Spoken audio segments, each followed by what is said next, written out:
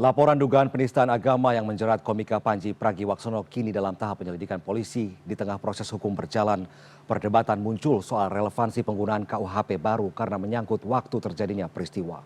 Panji dinilai tidak dapat dijerat menggunakan KUHP baru, lalu bagaimana kasus ini selanjutnya akan diproses? Kita bahas bersama dua narasumber, ada penasihat ahli Kepala Kepolisian Negara Republik Indonesia atau Polri, Irjen Pol Purnawirawan Arianto Setiadi. Selamat malam, Pak Arianto. Selamat malam, Pak Arthur. Dan ada pakar hukum tata negara, Ferry Amsari. Selamat malam, Bang Ferry. Malam, Baik. Mas Victor. Saya mau ke Bang Ferry dulu. Mantan Menko Polhukam kemarin Mahfud MD menilai Panji tidak dapat dijerat menggunakan kitab Undang-Undang Hukum Pidana baru, yaitu Undang-Undang Nomor 1 Tahun 2023 ya, karena persoalan waktu terjadinya peristiwa. Bagaimana analisa Anda terkait ini, Bang Ferry?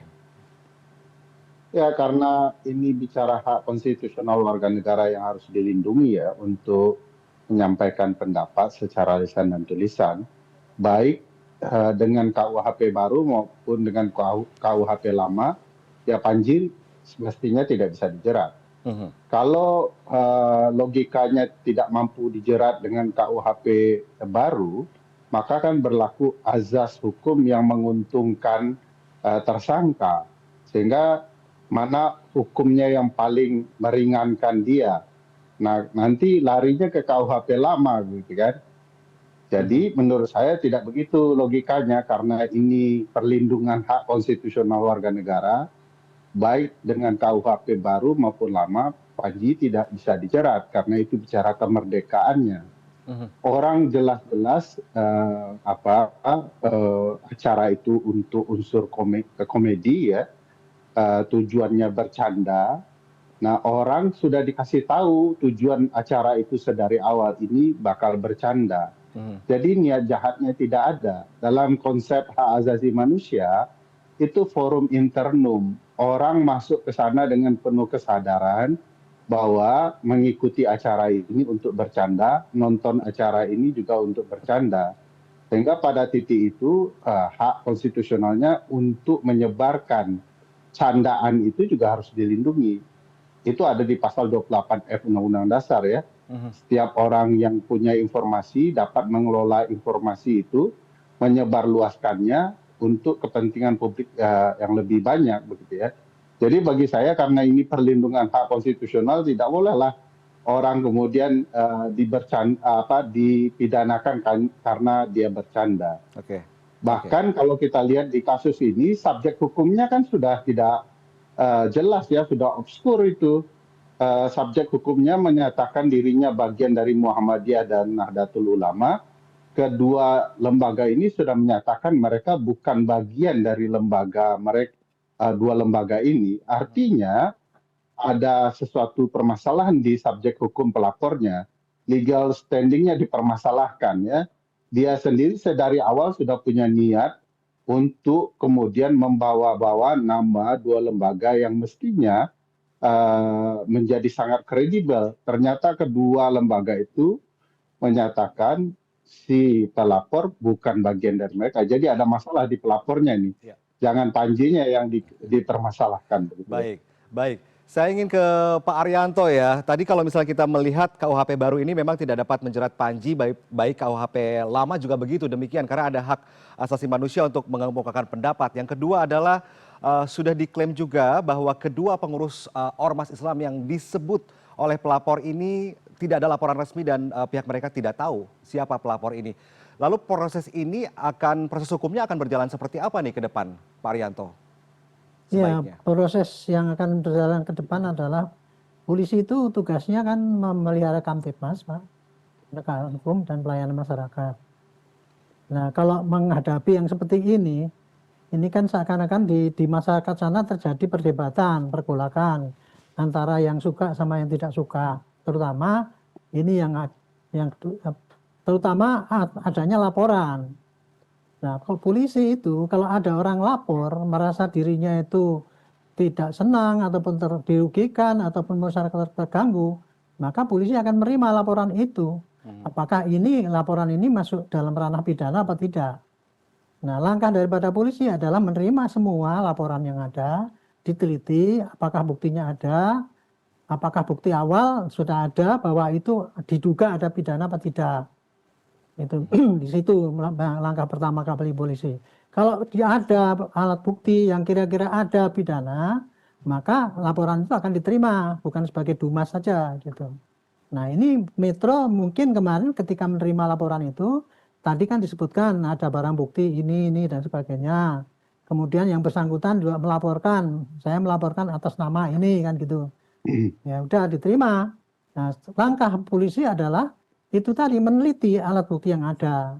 Dan kemudian nanti pasti akan memanggil, istilahnya akan klarifikasi kepada satu klarifikasi daripada pelapornya itu sendiri, menyatakan bahwa apakah ini betul-betul barang bukti yang ini dikumpulkan sendiri atau apa dan sebagainya. Klarifikasi juga dia lapor ini untuk pribadi atau untuk atas nama kelompok itu dan sebagainya. Nah, kemudian terlapornya pasti nanti juga akan diklarifikasi, Pak. Itu Pak Panji apa benar dulu ada konser kayak gini. Nah, kalau sudah dikumpulkan begitu, maka penyidik akan mendalami lagi apakah alat bukti yang dikumpulkan di dalam penyelidikan itu ada mengandung alat bukti untuk unsur pidana. Dia akan tanyakan pada keterangan ahli. Gitu. Nah, dari situ kalau udah lengkap, dia nanti akan gelar, Pak. Gelar akhir daripada itu akan menentukan, oh ini ternyata ini bukan tidak pidana. Atau, oh ini tidak pidana. Kalau bukan tidak pidana, berarti diberhentikanlah perintah penyelidikan itu. Gitu. Ya. Jadi intinya adalah sekarang dijerat apa tidak. Begitu ada laporan polisi harus ngeladeni gitu ya. Meladeni dengan penyelidikan. Hanya yang penting dalam penyelidikan itu tidak ada upaya paksa.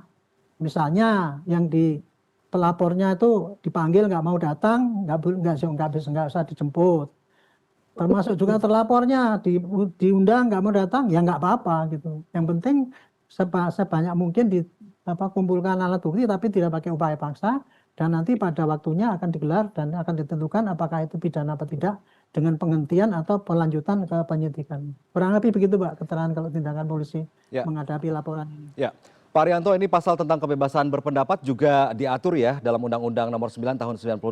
Tertulis salah satu bentuk penyampaian pendapat di muka umum dapat dilaksanakan dengan mimbar bebas. Kita kesampingkan dulu nih dengan laporan yang ada dari pelapor begitu.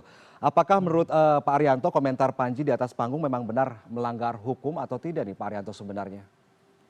Kalau komentarnya tidak, Pak. Jelas itu hak orang ya menyampaikan pendapat di muka umum kan. Kan itu kan dia menyampaikan pendapat di muka umum. Cuman bunyinya atau isinya itu, Pak, gitu loh. Ini rupanya ditanggapi oleh orang lain bahwa itu menimbulkan kegaduhan, menimbulkan fitnah. Itu kan tanggapan daripada orang yang lapor dua itu tadi, Pak. Itu kan. Nah, karena itulah maka itu jadi masalahnya di situ.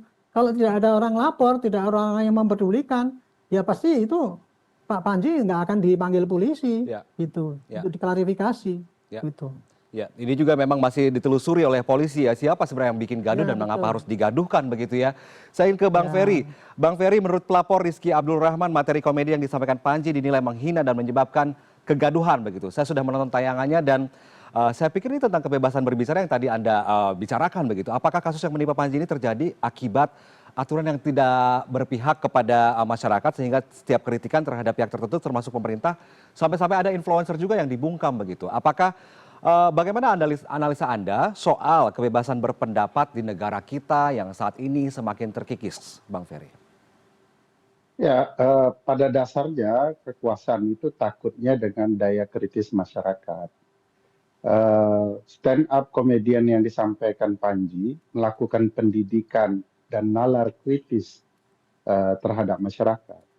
Dan ketika itu masyarakat terbangun daya nalarnya, memang banyak sekali kejanggalan proses penyelenggaraan negara. Nah, sikap itulah yang kemudian biasanya dikhawatirkan oleh kekuasaan.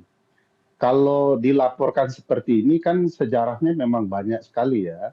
Hal-hal yang berupa pendidikan terhadap masyarakat, pendidikan kritis, terutama kebijakan negara, yaitu selalu mengkhawatirkan penyelenggara negara. Itu sebabnya kalau pemikir kritis, masyarakat kritis, orang-orang yang punya gambaran kritis terhadap proses bernegara, proses pelaporannya terkesan jauh lebih mudah diproses di aparat penegak hukum dibandingkan para buzzer ya, pelindung pemerintah.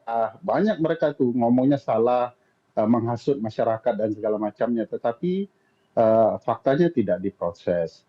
Saya melihat bahkan Mas Panji ini membantu negara loh dalam kerusuhan Agustus.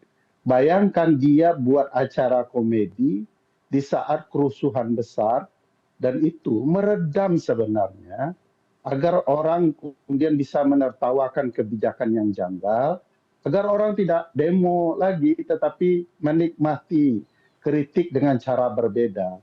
Bayangkan itu tuh di tengah masa aksi. Jadi Mas Panji malah punya kebaikan hati ya, memecah belah masa aksi untuk masuk ke dalam forum stand up komedian, dan kemudian mereka menikmati itu tanpa harus terjadi di jalanan. Jadi ada niat yang sungguh baik malah menurut saya. Nah, kalau dilihat nalar sederhana ya, perkara ini begitu subjek pelapornya sudah ketahuan bohong, maka berlaku berbagai prinsip dalam proses penyelidikan. Sesuatu yang sudah diketahui umum tidak perlu dibuktikan lagi, gitu ya. Itu KUHP lama, begitu ya. Nah, kalau sudah diketahui pelapornya punya masalah dengan legal standing, ya ngapain polisi melanjutkan? Teman-teman polisi ini kan sibuk, banyak perkara yang jelas juntrungannya dibandingkan perkara-perkara yang tidak jelas juntrungannya. Dan oleh sebab itu prosesnya cepat untuk ditarik. Begitu kredibilitas pelapor sudah bermasalah, polisi sudah menyatakan tidak bisa mengurus karena ini meragukan. Bukankah di dalam prinsip pemidanaan orang, kalau ada hal yang meragukan, hakim kemudian tidak bisa memutus orang itu bersalah. Apalagi proses penyelidikan tahap awal. Ini sudah sangat nyata-nyata meragukan. Ya sudah, ini tidak akan kami lanjutkan karena pelapornya meragukan, gitu ya. Itu juga untuk melindungi wibawa aparat penegak hukum menurut saya. Oke, terakhir Pak Arianto, tadi ada masukan ya, lebih baik dihentikan kalau terlapornya meragukan. Tadi juga sudah kita ketahui bahwa kedua ormas Islam yang dimaksud oleh terlapor ini juga tidak tahu menau siapa yang melapor begitu. Apakah jika timbul keraguan atas subjek pelapor ini demikian terjadi, apakah ada kemungkinan polisi bisa menghentikan penyelidikan ini segera atau tidak, dan apa saja faktor-faktornya sehingga kasus ini bisa dihentikan atau tetap berjalan begitu? Ya, kalau asumsi seperti itu langsung dipakai gitu ya, polisi akan dikutuk sama orang banyak, Pak. Ya. Karena nggak bisa polisi langsung ngambil putus gitu, nggak bisa kemudian dihentikan. Kita pasti akan diserang, Pak, bahwa kita itu tidak melindungi hak orang yang mempunyai hak untuk melapor juga kan gitu. Justru dengan laporan gini, Pak, itu kita selidiki kedalaman daripada orang itu, kan gitu. Terus kemudian NU keluar segini, kalau tidak dilaporkan dan tidak disidik, kan itu NU kan nggak keluar, kan gitu kan. Nah, dengan keluarnya ini maka keterangan daripada NU Muhammadiyah itu akan bisa dijadikan bahan penyelidikan bahwa itu ternyata si pelapor ini tidak mewakili sekelompok besar, kan gitu. Jadi dengan adanya penyelidikan, mengumpulkan bukti-bukti yang lengkap bahwa ini ternyata ini kurang masuk unsur menjadi unsur pidana atau ini memenuhi unsur pidana, itulah polisi bertindak secara profesional dan objektif dan transparan.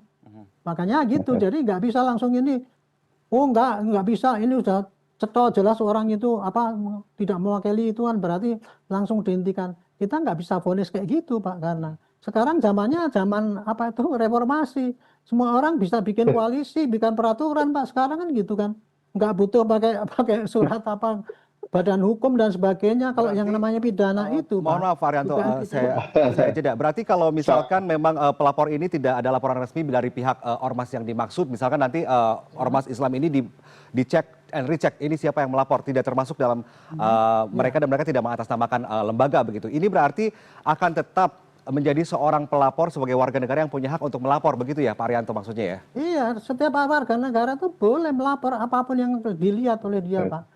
Entah dia sebagai atas nama pelapor, kelompok apa tidak. Oke. Itu hak daripada setiap warga negara dan itu harus dihargai juga. Oke. Dan hargai juga di aparat untuk melakukan penyelidikan sesuai dengan Baik. profesinya gitu. Baik. Jangan dicegah gitu. Baik. Iya. Bang Ferry gimana tanggapannya Bang Bang Ferry? Victor, ya sederhana saja, itu benar kalau situasinya umum. Situasi-situasi yang ditemukan khusus, misalnya ada orang melapor, dia diterima laporannya, kemudian diketahui dia orang gila, masa dilanjutkan juga? Jadi ada analogi, ada analisa, ada logika. Kalau logikanya berantakan begitu, bisa rusak tuh. Kalau karena dia pengkritik negara, pelapornya sudah jelas salah, bahkan mungkin ada orang gila, nggak mungkin aparat melanjutkan karena pelapornya punya cacat hukum. Oke. Orang yang tidak cakap hukum melaporkannya. Jadi bagi saya juga harus ada logika, tidak serta-merta begitu juga ya. Baik, baik. Ini berarti nanti kita tunggu saja perkembangan kasusnya, nanti polisi juga akan bekerja profesional dan semuanya juga akan memantau bagaimana proses hukumnya berjalan begitu. Terima kasih Pak Arianto, Bang Ferry sudah bergabung bersama kami di CNN Indonesia Prime News malam hari ini. Sehat selalu, selamat malam Bang Ferry, Pak Arianto.